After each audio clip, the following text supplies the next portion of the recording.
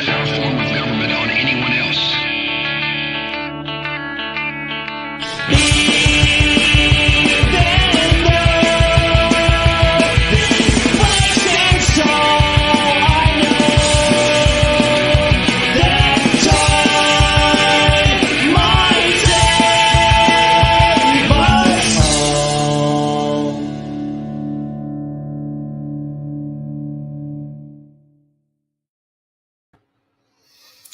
All right. Hey, everybody, and welcome to the show. We are broadcasting live on the United Public Radio Network, the UFO Paranormal Radio Network, 105.3 FM on the Gulf Coast and 107.7 FM in New Orleans. We are also broadcasting live on social media, and this show is brought to you by the Experiencers Support Association. I'm your host, Brian Stacy. I'm a licensed citizen private investigator, and as the Director of Investigations for the Experiencers Support Association, I use my investigative skills to dive headfirst into the hidden mysteries of UFOs, paranormal activity, and consciousness phenomena. I'm glad to be here, and thank you for tuning in. All right. Are you ready? Well, let's go.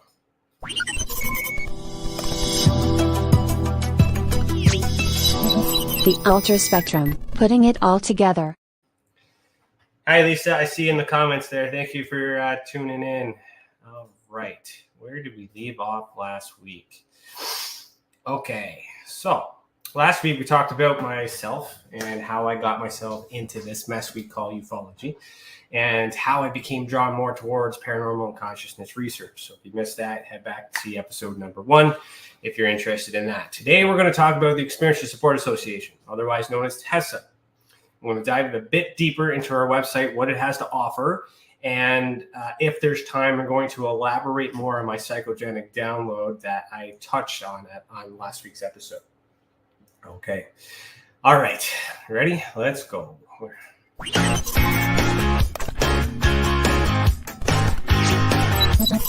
Psychogenics and esotericism. Okay. So this is the Experiencers Support Association. For you radio listeners, you are missing out on these visuals. Please head over to www.experiencersupport.org to see what it is I'm about to talk about. I'm going to put this in the comments here below. If you're in the chat and you have questions, please ask, and we'll go from there. All right. So on the home page, so there's a lot of information here, and I feel like this information is hidden. A lot of people are having a hard time finding this stuff. So I wanted to create an episode where I can explain it in detail, and then if someone is confused, maybe I can reshare this episode and go from there. And then eventually I'm going to start getting into cases. All right. So the home page here we touched on last week at the end of the episode. We'll go into more detail and into what's exactly can be explained on these things here.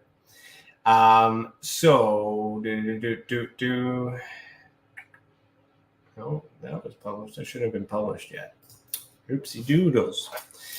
Okay, so this document here, that's right here, is Canada's involvement in Arrow's historical UAP report. I guess I published what I've been editing so far as a duplicate. I will fix that, but that is a teaser ahead of time, which I wasn't planning for, to let you know what next week's episode is going to be. So, surprise.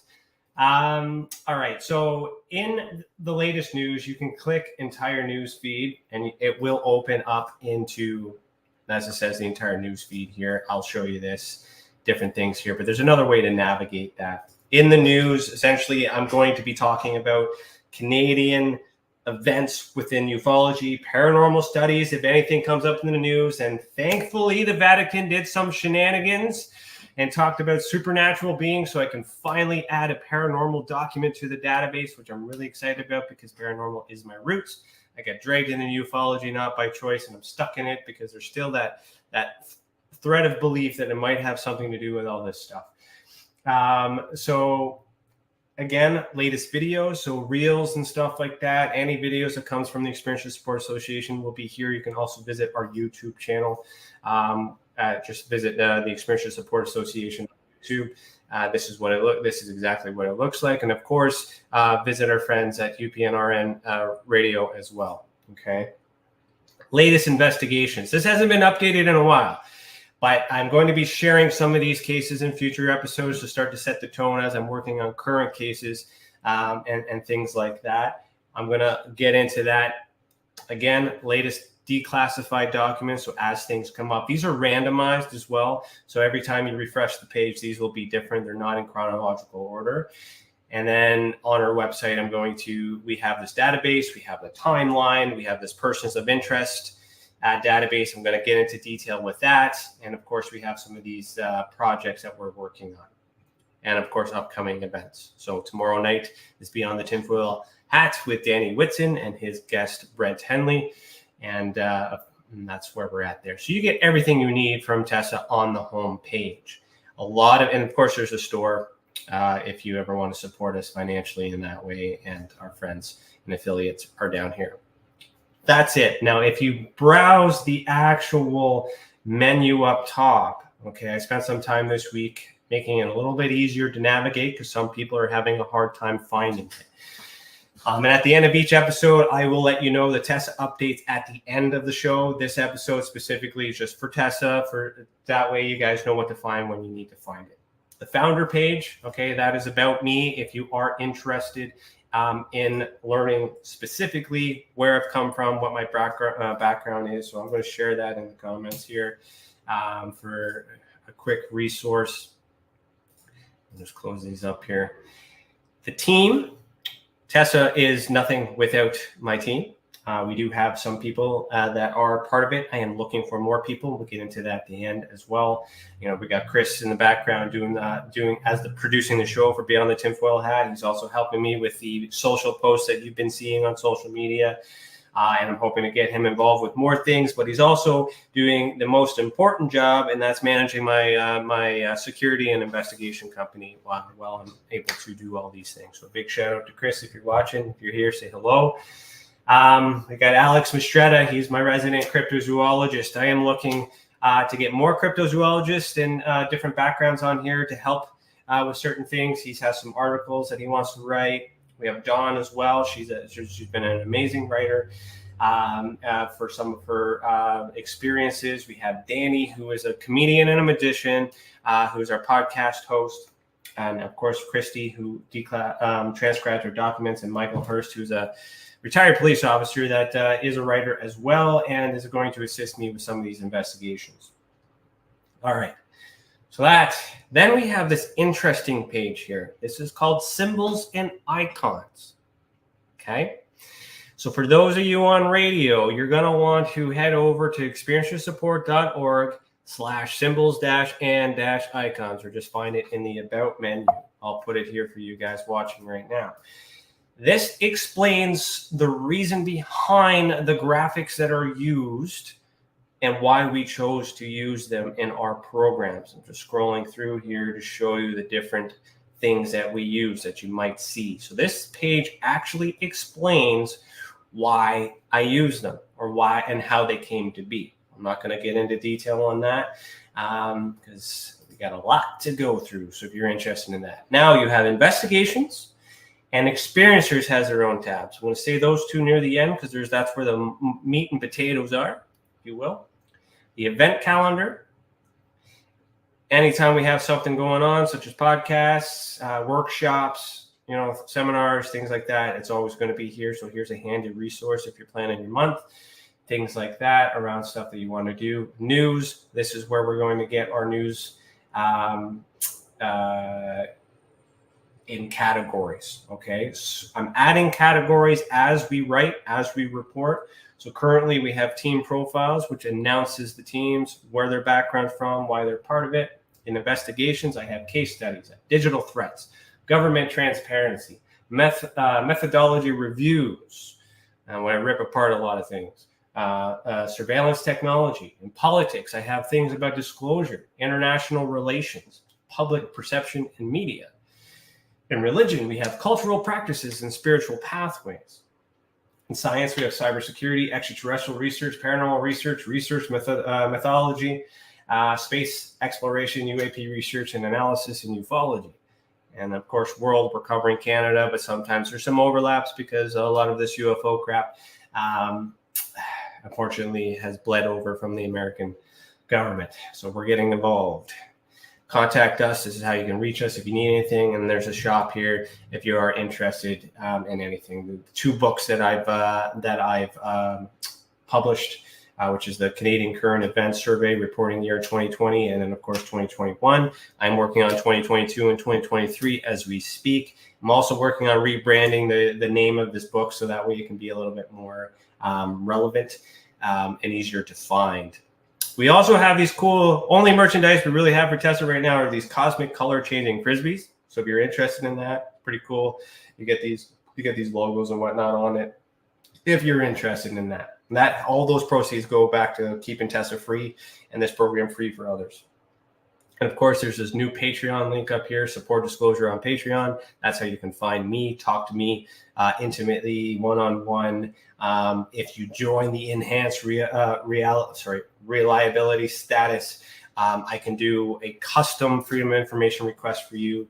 I can review some evidence and things like that if you actually require any work. But if you just want to support the show, support what I'm doing, support disclosure, $5 Canadian, which is probably $1 American, just goes a long way to support and back. And of course, I got this private chat that I like to use because I get to talk to you guys one-on-one. So if you're interested in supporting what I do, I'm offering, and TESA, of course, I'm offering that as an extra in our Patreon, and I put that in there. Now, Lisa, I saw you say something. Where are you? Lisa. Lisa says, my experiences are slowing down, not much going on. I'm happy with that. Well, that's good, Lisa. I'm probably going to get into some of those cases of yours there when we get into this stuff. Let's start with, of course, we have podcasts. If you want to learn more about the podcast we have Beyond the Tinfoil Hat, click that one there. And the Skeptical Sleuth, I just made this page because this is only episode 2. And that's all set up there if you want to catch up on some past episodes. But check out Beyond the Tinfoil Hat, which is in season 6 with Danny Whitson, which airs tomorrow night, Tuesdays at 6 p.m. Eastern time, 3 p.m. Pacific. I had Richard Dolan on. I had Grant Cameron. We talked Flat Earth too. I had Chris Stiles. Rex Bear. I had a whole bunch of heavy hitters on here, and I'm hoping to bring them back in this program once I start getting into cases. So that's also available for us there. Now, if you're an experiencer, your experiencer tab is important. This is something you would want to get familiar with. This Experiencers Anonymous link up at the top will basically link you to everything, including Experiencer Day and Experiencer resources. So if you click on Experiencers Anonymous, and this is, I'll explain what this is for the radio. What is EA? Experiencers Anonymous is a free experiencer resource offering a virtual meeting space as a platform for experiencers to gather and discuss their occurrences, emotions, thoughts, and theories in a safe space of peers and like-minded people supporting each other. The idea here is that you're not alone. You get to talk about it and you work out with it. You work it out. As an investigator, there's often a lot of emotion, a lot of strength, a lot of angst and a lot of anger that come with these experiences, and without the validation of being believed and things like that. So I wanted to create a resource in which I could refer to when I acknowledge that, I get that initial report and I can sense that there's some cool down that is required, or some sense of belonging and things like that. Likewise, if you start with the Experiencer Support Program and you like it, and you may be encouraged to make a report, and that will make it easier for me, because then you're not up at 3 o'clock in the morning, writing something in a frantic way, and it might be better for me to understand. But at the same time, having a report when it happens is very good. And then I may refer you to do the Experiencers, to try out Experiencers Anonymous, and then make you do another report later on, and then compare the two. Similar to de-escalating a situation, right? There's been some traumatic event. You got to deal with the people. You got to calm them down, but you collect their statement. You wait a few days. You interview them afterwards, and you kind of figure out what really happened, what details were forgotten, all these other things to establish credibility. The unfortunate part is we do not have a current facilitator for Experiencers Anonymous. I am looking for people that want to volunteer their time, or which or an intern position, in which could lead to larger things. And we can start this up again. I have a few prospects in mind. I am working on that, but if you are interested in this program, please reach out to admin at experiencersupport.org. Let us know that you're interested in this program, so that way we have a need to do this. We took a bit of a break because our last facilitator had left the organization to start her own company, which is a very good thing. But I just haven't had any time to do that. I can't do this myself because I need to do the investigations. I don't want to be rude to anybody. I don't want to be short with anybody. I do understand the compassion that is needed, the bedside manner that's needed. I'm just not the guy to do that, and I'm not going to be rude about it either when I'm doing doing a report. I need to separate the emotions from the facts and the data, but at the same time, I don't want an experiencer to go without something. So this is a really tricky resource because we want credible people to be a part of it. We want credentials. We want to fact check. We want to make sure that we're not creating a harmful space for experiencers in that. So if you're interested in that, let us know. This, again, links to the Experiencer resource page, our private discussion group, which we don't have yet. It's in the works. Professional investigation. So this is how you can make a report. I'll explain that in a few minutes. Private Facebook group, which I'll show you right now. If you want to talk freely about anything, you just head over to facebook.com. I'm going to put this link in the comments here. And if they will open, the group is called Experiencers Anon and UFO Paranormal Monsters Inside. So if you find that, it'll be there. Unfortunately, it's just not showing up on my page, and I don't want to waste time waiting for it. Okay. The Ultra Spectrum Library is a resource that's coming soon. This is one to collaborate with authors that have some books that are for purchase, but that will be helpful to assisting experiencers in their journey. Okay. We meet people all the time that have books and things, these other stuff. There's a rigorous process, which is why it's taking a little bit of time. Of course, we have a newsletter at the bottom of our page. You sign up with your email address. We send a blitz email, a recap of everything that we've done within the month, and then announcements as they come through. So in that, we also have Experiencer Day. Now, Experiencer Day has changed a little bit. So let me see here. Experiencer Day. What is E-Day? Is an annual online event to honor all experiencers who've entrusted us with investigating their personal, unexplained, and unusual circumstances. If it weren't for them, we would not be able to do what we do, and for that, we thank you. All right. So E-Day is December 9th. When is E-Day? E-Day occurs every year on December 9th, and the sum of the date is 12 plus 9 is 3. Numerology suggests that the number 3 is the number of spirituality, creativity, and self-expression. A perfect day for a live virtual event. E-Day is precisely 12 days from the winter solstice on December 21st, which also is the birth date of TESA, which is my experience, which I'm hoping we'll have time.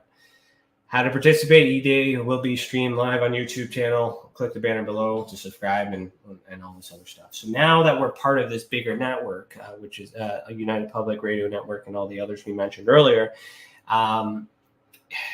E-Day might be a little bit different. Because I'm going to, depending on what day it is, we might do a live broadcast with UNPR. I haven't figured that out, but I got till December to figure that out.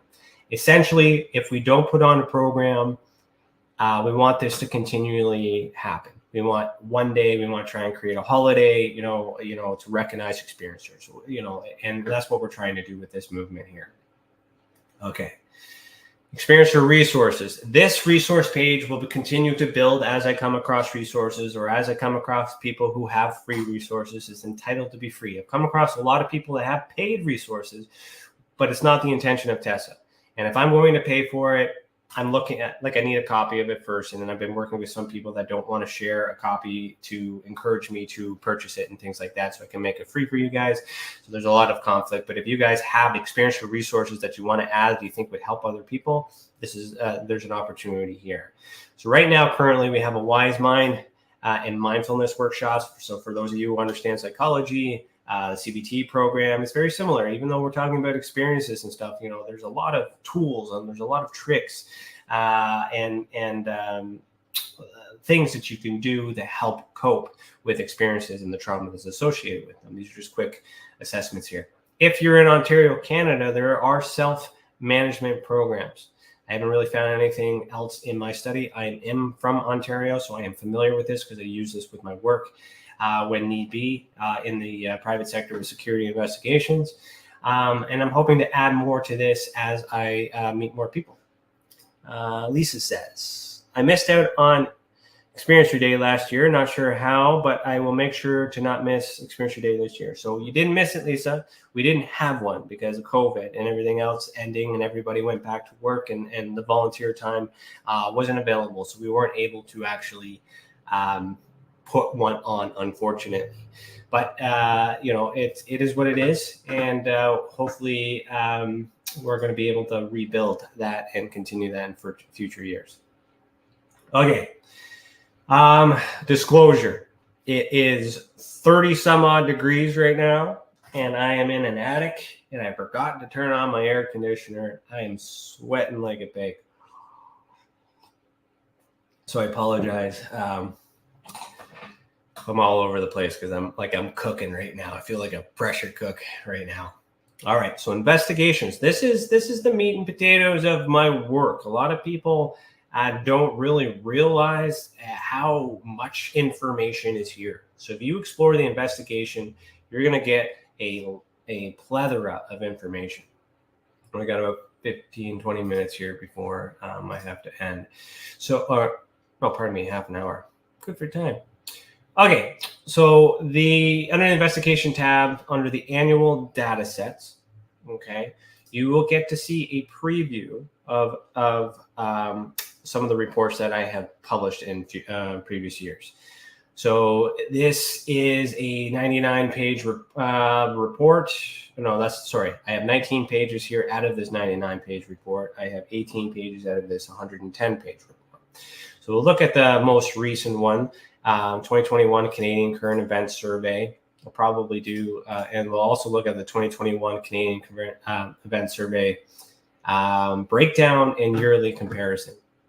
So the breakdown is 9 pages. This is an excerpt from the book. It's right there. You can find it on Amazon as well, or purchase it on the store if you're interested. So this is the breakdown. And what I've done is I've collected events that have happened from government sources: Transport Canada, the Department of National Defence, Royal Canadian Mounted Police, CSIS, all those things. Pun intended, CSIS is the same thing in a sense of that, which is why I'm going to rebrand it. So I break down the characteristics, where they're from. So for this year, Ontario had the most sightings, and this year here, this is the heights. These are some of the heights of these objects reported at almost 400,000 feet. Amount of objects seen, time of day, events by month, category breakdown. So other UFO, and yes, Canada has a category for UFO. Yep, they sure do, as well as unmanned aircraft. So, there are some things in here that I've been tracking and that I've been quantifying and trying to measure patterns to establish what these things are. A breakdown. Some of them are balloons, some of them are drones that are also categorized in the UFO column: fireworks, kite, RPAS, objects, UAV. And out of all of those, only 2 were considered a UFO, but they're still in that category. So there's a lot of information that comes from that. Questionable data. So here's an example of a report that I've gotten. This is that is questionable. A service Helicorp Incorporated Robinson R44 from Montreal, St. Hubert Helicraft, Quebec City, Quebec to Montreal, blah, blah, blah, reported a gray triangle-shaped drone flying 600 feet west of the Hydro-Quebec Research Institute. The Royal Canadian Mounted Police of Quebec unit was notified, no impacts to operations. So that's kind of an example. Why I was interested in it is because the triangular shape. Usually drones are kind of box-shaped or squared or anything like that. So that's just a quick example on that. You can read this in detail. So this is the yearly comparison. So because I've had 2019, I've been doing this since 2019, I can compare trends over the years. So this is a little bit of a sample that is there. Events by month, again, same information, time of day, all that stuff is here, but it's all plotted in a group. So that way you can see these trends. And the more I investigate, the more I'll be able to narrow down this data to kind of figure out what exactly is going on or get close to it. There's a lot of known things in there that get mixed in the mud, but that doesn't mean that UFOs don't exist. It's just I gotta understand what's real and what's not real, so that way I can focus on that. All right. If you're interested in the entire report, of course, go to Amazon. You can purchase it. If you're interested in seeing all of the declassified documents and my research behind it to come to my conclusions and whatnot. All the data that you need to assist you with your work are in these free versions. You're not paying for information that you don't already have. You're just simply learning how I come to these conclusions, my thoughts on what these cases may or may not be. And it's just essentially my opinion. Is what you're purchasing. Now we get in. That's just one part. Now we're going to get into declassified documents, and I'm going to start with. Let me start with the document archive. So let's click that. Lisa, are you still talking? Lisa said, after being in Egypt for 2 weeks, I don't feel too hot for me, Windsor anymore. Yeah, I guess it would have been a lot hotter there. And she says, drones come in to many shapes today. That is true. Very true. And she also says there are too many things in today's skies for sure. Yeah, that's right. And I'm not saying that everything is explainable. It's just I need to understand enough about how these things operate so that way I can discern the difference, to understand what isn't normal. I'm not a pilot. I'm not an expert in any of this aviation stuff. So it's a big learning curve. I've been studying it for a little bit. I've been doing a lot of research to understand what's normal. But anyways, this declassified documents archive is just a running list of everything that has been declassified on our site, and keeps a pattern, but it's also measured in time. So this document event timeline, or documented event timeline, which I'm going to put into the comments as well. This is a chronological timeline. So when a declassified document is inputted in the database, it gets measured in time, because we also need to see. I might get a declassified document today that came from 1961.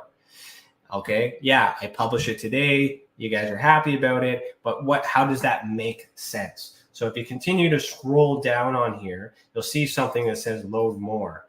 Click load more, and then on the right-hand side, you're going to see the years. This will pop up. Load more, you can load more, you can keep loading until you find the year that you're looking for. Let me see if that's the end. 1960, I believe, is the end. Or how far back have I gotten so far? 52. So I click on 1952. It's going to scroll down to 1952. If I want to go to 1993, it's going to bring me up to 1993.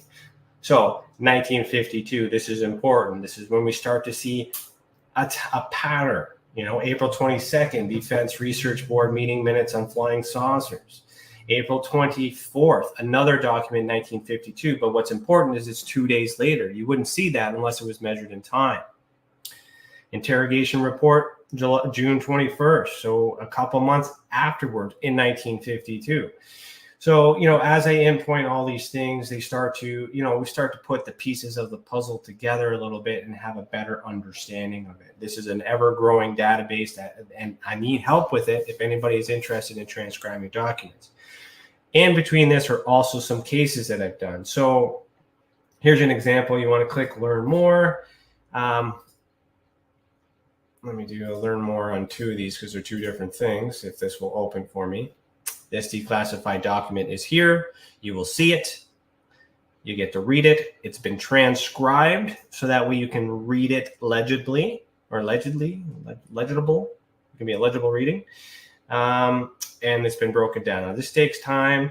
And we also give credit on where we've retrieved it, who retrieved it. And in here, I mark every single person, every single organization, every single place and every single object to establish a pattern. Okay. Why is this important to transcribe these documents? Well, if I happen to use my search and I want something on this Das Gupta, whoever that is, in the, I can search it and it will actually find within the system that document. When people upload these documents, they don't transcribe it, doesn't enter into the SEO. So by us transcribing the documents, this becomes a powerhouse database in which you can actually get information from. It takes a while. It takes time. Again, I need help. If anybody wants to volunteer their time, it could eventually lead into something permanent if we raise enough money, and things like that. So I'm completely, I'm serious when I'm saying that I need help in order to do this at the pace and level that's needed to do. I'm doing a lot on my own, but I need the help. All right. So then if we come back to this one here, same thing on the timeline. This is a civilian case that was investigated, and it does the same thing. This also has certain categories and whatnot. I'll get into that when we get to the next part here. That's more so part of the ultra spectrum, which we're not there yet. Okay. How am I doing for time? Okay, we're good. So that's the timeline. Now, when I mark those categories and you get those tags at the bottom, let's actually go back to that. Let's just pick a random document down here. So these little tags down here that have been done. So if I want to specifically track anything that the Royal Canadian Mounted Police have been mentioned in, I just click that tag and it all comes up. So it makes it really easy for researchers and investigators and journalists to find something that they're looking for and put the pieces together.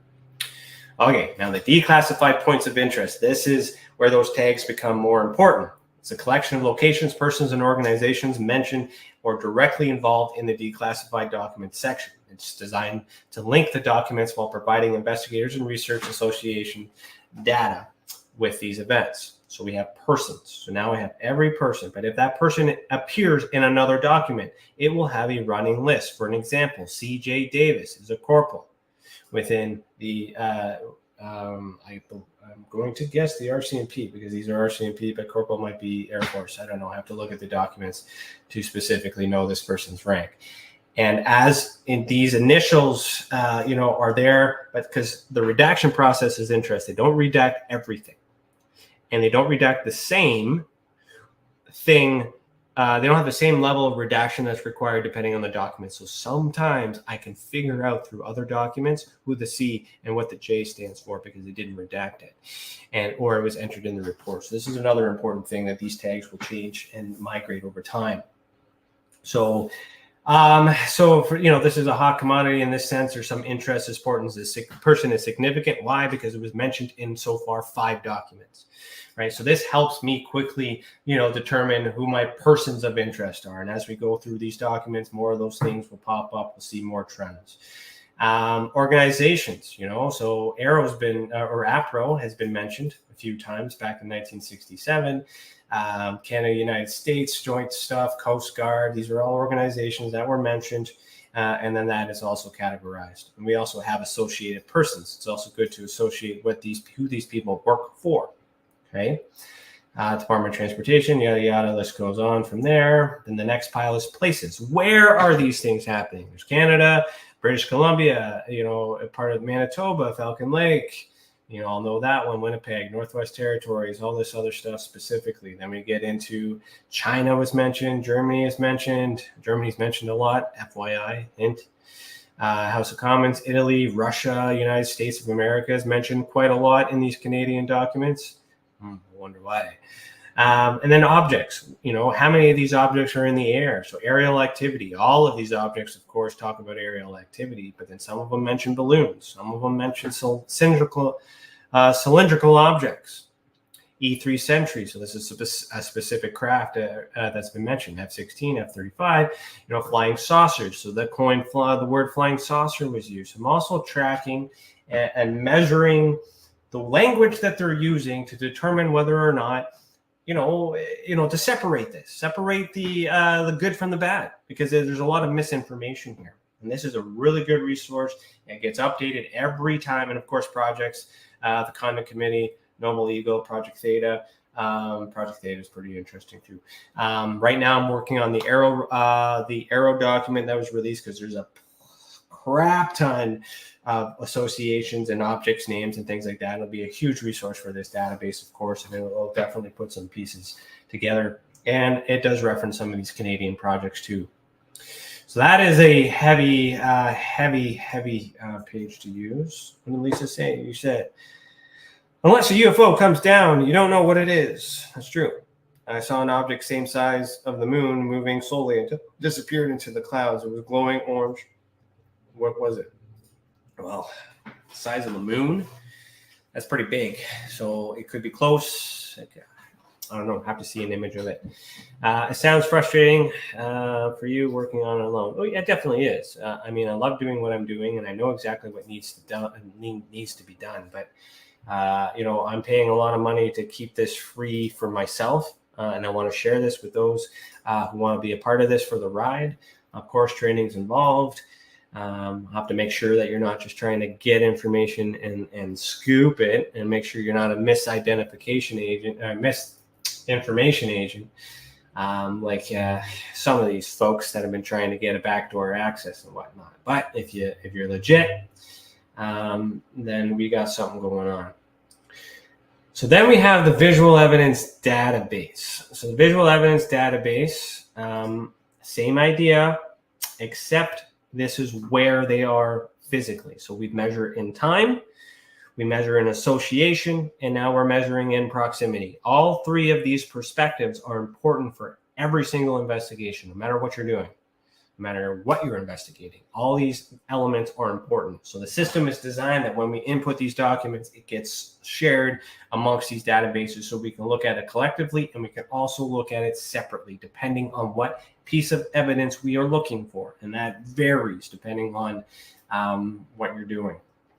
So primarily in Canada, of course, but working in Canada, I also have to add some American things as well, because it's in these documents. It should be no secret that Canada and the United States do protect each other and keep each other's secrets, and things like that. So you can click on these plots. It'll bring you nice and close. You click on these, it'll show you what it's about. It gives you the transcript. And again, this is going to funnel you back to that declassified document page. Same idea. So if you're interested in what has been happening in a certain area, and if you notice that the coordinates are wrong, these are accurate, these are guesstimates, you let me know.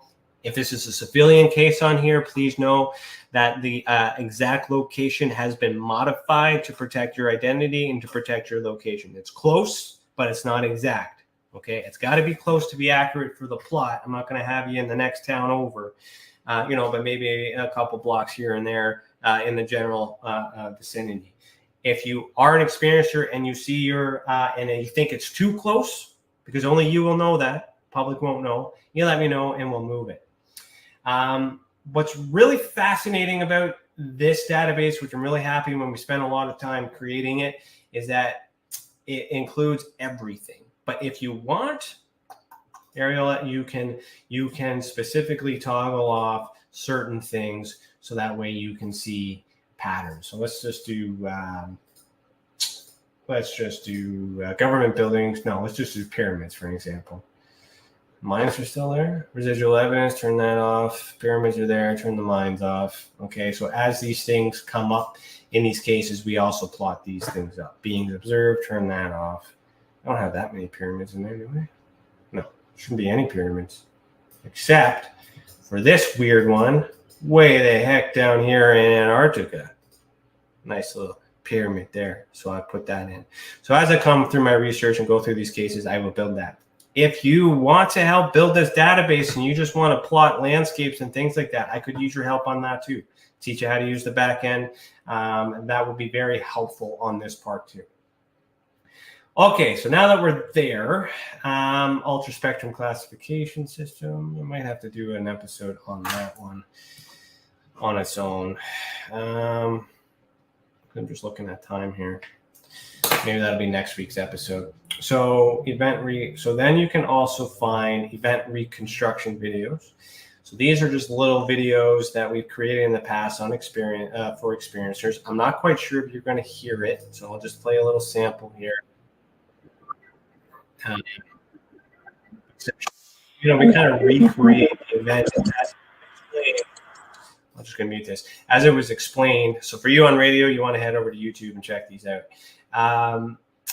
Just a little doodly explaining the event from the lens of the experiencer. The purpose of these are to get other people who may have seen the same thing to report, to add more information to the puzzle. And of course, I add information about the ultra spectrum, so the case number, the category, beings observed, the type, it's a humanoid, subtype bipedal, all these other things. So maybe that might be, I'll get into that for next week's episode. Let me write that down. Recreation videos. All right. So that'll be our theme for next week's episode, because that'll take some time. You can watch these. If you've seen anything, then it might encourage you to make a report. If there's time, we will. Yeah. Okay. I'm just trying to think. There's lots of other things I want to cover, but I'm limited to time. Event categories. Okay, so if you click these event categories, same idea. It's the same language from the ultra spectrum: aerial activity, beings observed, paranormal activity, psychogenic, residual evidence, visitation. Click on whatever category you're interested in, and everything. It cross-pollinates, not just declassified documents, but also civilian investigations are mixed between that. Research and evidence. Oh, that's an old menu that's got to come off. I'll write that down. Remove that and then fix arrow document. I can do that too. Lots of stuff to do. Okay.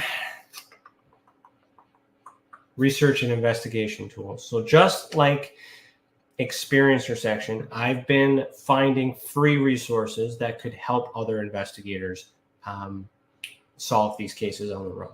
Okay. There are some paid ones that I use.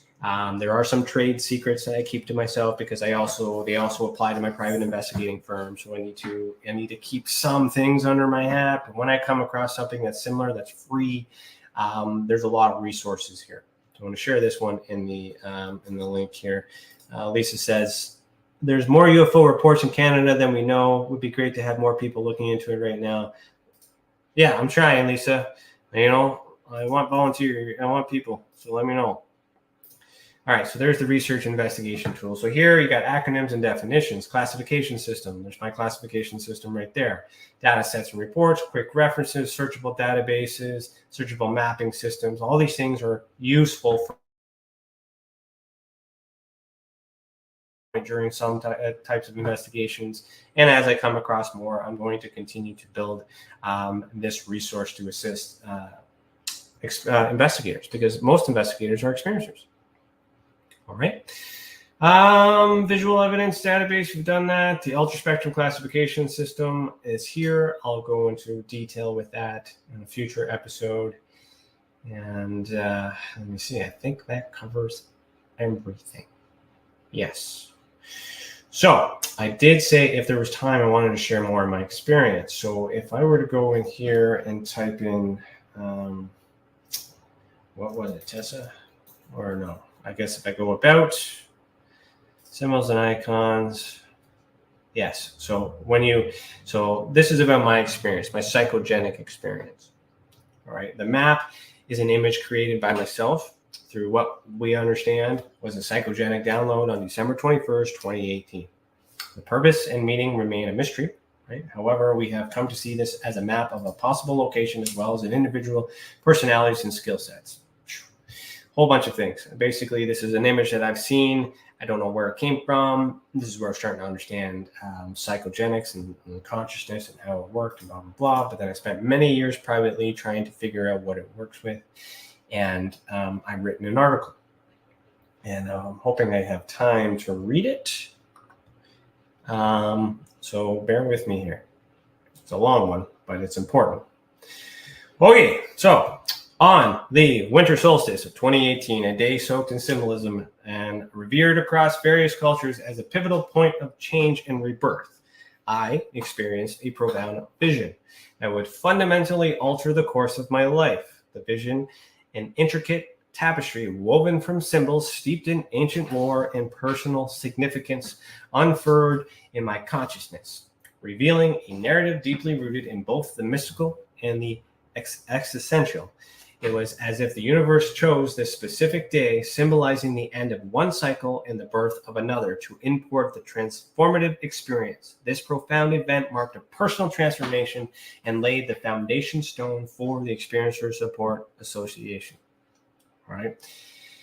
As the world once again approaches the shortest day of the year in 2023, I find myself immersed in contemplation, reflecting on the remarkable journey that unfolded from the solstice to this.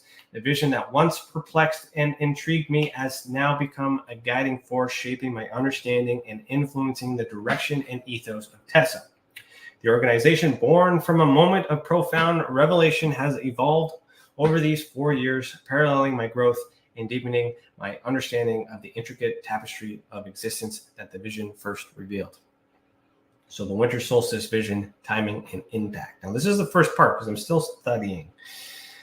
Okay, the winter solstice, traditionally at times symbolizing the cyclic dance of death and rebirth, and marked a pivotal moment in my life and the inception of TESA. This day, rich in ancient meaning, herald not just in the end of the longest night, but also the dawn of a transformative era, both personally and the organization, and I was inspired to create. Let me just zoom in here so I can read. Yeah, perfect. Inspired to create. As I reflect on this journey 4 years later, during the solstice of 2023, it's evident how this moment became a harbinger of evolution and growth. All right, I'm doing for time. Good.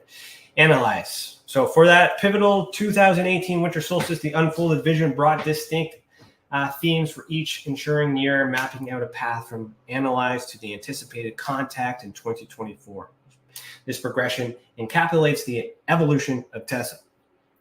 Analyze 2019. So for those of you who have followed me all the way through, think back on these events that have occurred through the growth of TESA. 2019 embarked on a deep introspection and critical assessment, pivotal of the shaping of TESA's future. This phase involved scrutinizing existing paranormal and UFO research paradigms and identifying gaps in areas needing improvement. It was a time for thoughtful contemplation, questioning established norms, and envisioning what TESA could offer.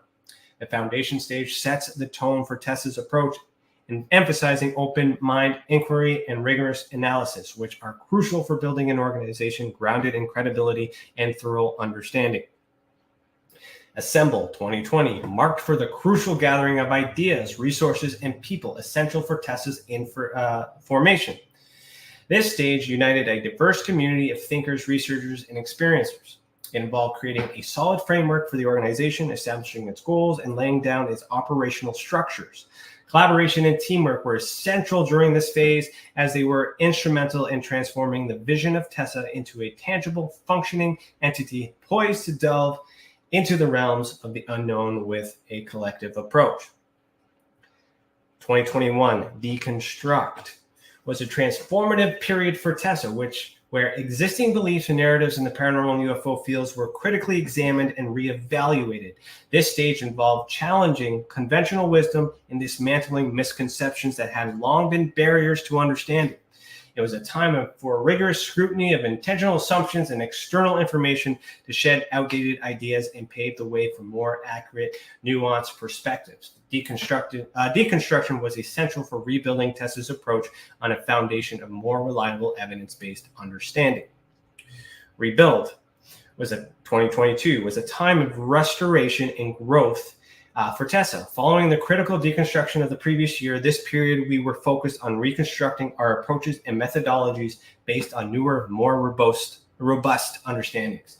It was about strengthening the organization's foundation with enhanced credibility and renewed trust.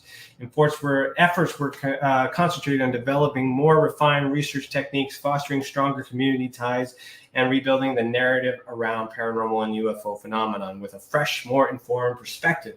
This rebuilding phase was crucial in solidifying TESA's role as a credible and progressive force in the field. Unite 2023 is centered on harmonizing the experiences and insights gathering over the past years. It's a period for consolidation for TESA, where the focus is on integrating the varied perspectives of our community. This stage is about fostering a sense of unity and shared purpose among members, researchers, and experiencers. It involves creating a cohesive network, combining different viewpoints, and finding to form a more comprehensive understanding of paranormal and UFO phenomena. This phase aims to strengthen the collective voice and impact of TESA, enhancing collaboration and solidarity in the quest for knowledge. Now, here we are in 2024. Contact. Now, it's important to know that these 5-year stages was accompanied this vision that I had back in 2019. I was given these words, and I didn't really understand what these words meant until now, or when I wrote that article in 2023. So TESA anticipates deepening engagement and interaction within the paranormal UFO community. This period will be marked by proactive outreach, fostering direct connections with experiencers, researchers, and the wider public. Focus will be expanding our network, initiating collaborative projects, and actively participating in dialogues that bridge the gap between anecdotal experiences and scientific exploration. Contact signifies a move towards more tangible interactions and relationships, enhancing TESA's role as a conduit for shared understanding and discovery in the field of the unexplained. Now, these events that have occurred naturally, and they've been on point with this. Our year is April, not the calendar year, because that was changed. Remember, we have 13 months, 28 days. There's a month missing. April is the start of the year, April, March, depending on what is going on here. So we're now into May, and now we have a partnership with UPNR Radio. Things like this or synchronicity is happening here. But I didn't really catch on to this until I wrote this article, that all these things, even though this idea and this vision or this message was given to me in 2019. Now, that doesn't mean I'm a prophet or anything. It's just this could be my higher consciousness. This could be my future self talking to my present self. Like, who knows? I'm still understanding that. It could be it could be a coincidence for all I know. I'm not going to that point. I'm just letting you know. I'm just trying to give you some context of how I came to these revelations. Let me go back here. Lost my spot. Now I had to decipher this tapestry. I only got 5 minutes here, so I don't think I can continue that because we don't have time. But I'll put this in the link. You guys can read it.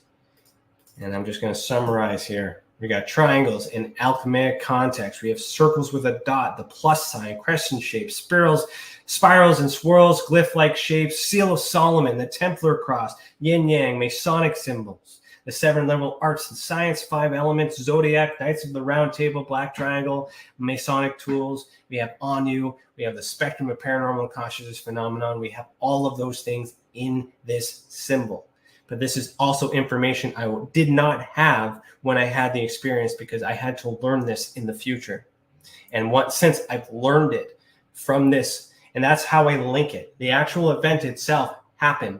Nothing else has happened since. Everything that I've learned since then is just me focusing on this and trying to understand what it means. TESA came from the letters here.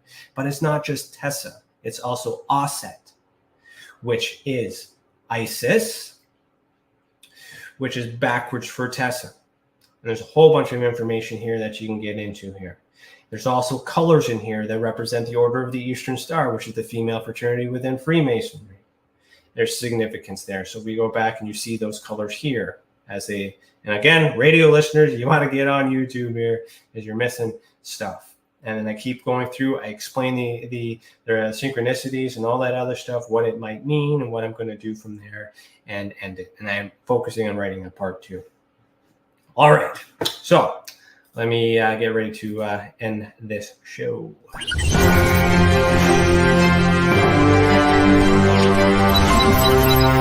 TESA news and updates. All right. Where's my screen? Is that my screen? Nope. There we go. Okay, so Patreon. Let me see here. We're looking for, so as I mentioned before, we're looking for people to assist us in disclosure, helping me transcribe and catalog Canadian declassified documents. We're also looking for writers, podcasters, and those who are interested in assisting us with research. We haven't made an official post yet, but if you hear it here, send an email to admin@experienceyoursupport.org and let us know what you're interested in, how you can help, and what you want in return. That's important. Even though you're volunteering your time, maybe we can give you some marketing. Maybe we can exchange some services, work on a bartering system, not necessarily free with currency, but maybe there's something we can do. Just be mindful of time here. Angela, hi, Angela. Good to see you. Tomorrow night is Beyond the Tinfoil Hat with Danny Whitson, starting at 6 p.m. Eastern Standard Time, which is 3 p.m. Pacific, right here, same place where you're watching this or listening to this, and go from that. Also, you can join me at Patreon, patreon.com/heattheworld, and help us keep this program and all tested resources free for those who need it. And one more thing before you go, if you had a mysterious encounter with the paranormal, UFOs, extraterrestrials, or any other paracryptid phenomenon, head over to experienceyoursupport.org, click the purple button at the top right corner, and submit your experience. The more reports we get, the more we will understand this phenomenon and how they affect our people. The others who have already reported be that example that proves we're making a difference. And if it wasn't for these reports, we would not do what we do. And for that, we thank you. Thank you for tuning in for this episode of The Skeptical Sleuth. We are broadcasting live in the United Public Radio Network, UFO Paranormal Network, 105.3 FM on the Gulf Coast and 107.7 FM in New Orleans. We are also broadcasting live on social media, and the show was brought to you by the Experiencer Support Association. So tune in. Thanks for tuning in. Keep your eyes in the sky, and as always, heed the world. If you want to really, really find out about Ryan, ask him about all his work and UFOs in Ontario. Ryan is one of Canada's leading new UFO investigators. He conducts and oversees UFO investigations on a constant basis. He's compiled a tremendous amount of data regarding UFOs in Canada. I have used his research extensively. He's much more than a one-dimensional character. He's an authority on UFOs and investigating them, Meg. Wow!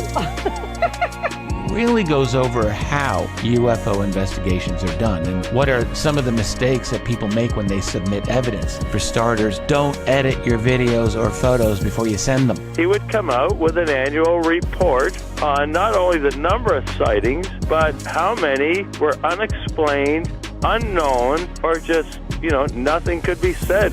What caused it? If you want to hear more follow-up conversation between Ryan and myself, you can go to richardolanmembers.com, where we have a candid conversation on ufology, the paranormal, and more. And remember, while we learn and grow and search for the truth, let's be good to each other.